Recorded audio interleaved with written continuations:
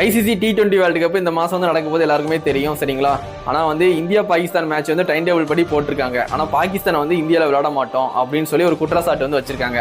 அதுக்கு ஐசிசி வந்து மேட்ச் வந்து கண்டிப்பாக நடத்தி தான் ஆகணும். மேட்ச் நடக்கலன்னா 4500 கோடி வந்து லாஸ் ஆகும். இந்தியா பாகிஸ்தான் மேட்ச் நடக்கலன்னா 4500 கோடி லாஸ் ஆகும் அப்படின்னு வந்து சொல்லியிருக்காங்க.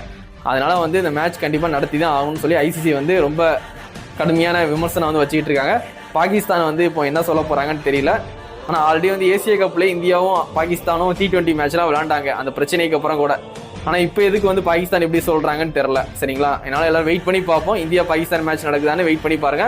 நம்ம சின்ன வயசுலேருந்தே ஆஸ்திரேலியா ஃபேன் தான். ஆனால் இந்த டைம் வந்து ஆஸ்திரேலியாவில் பவுலிங் ஸ்குவாட் ரொம்ப வீக்காக இருக்கு. பேட் கமின்ஸ், ஹேசல்வுட் 2 பேர் தான் இருந்தாங்க T20 வேர்ல்டு கப் ஸ்குவாட்ல. டோர்னமெண்ட் நெருங்க பேட் கமின்ஸ் இன்ஜுரின்னு சொல்லி லெஃப்ட் பண்ணிட்டாங்க. இப்போ ஹேசல்வுட்டும் டவுட்னு சொல்லிட்டாங்க.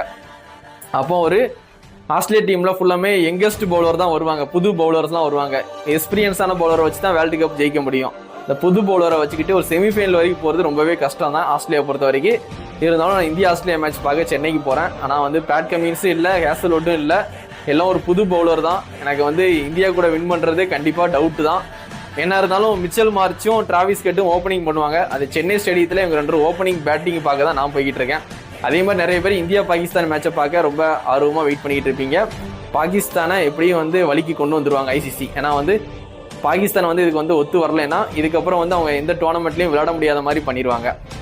அதனால் வந்து இந்தியா பாகிஸ்தான் மேட்ச் கண்டிப்பாக நடக்கும். வெயிட் பண்ணி பாருங்கள்.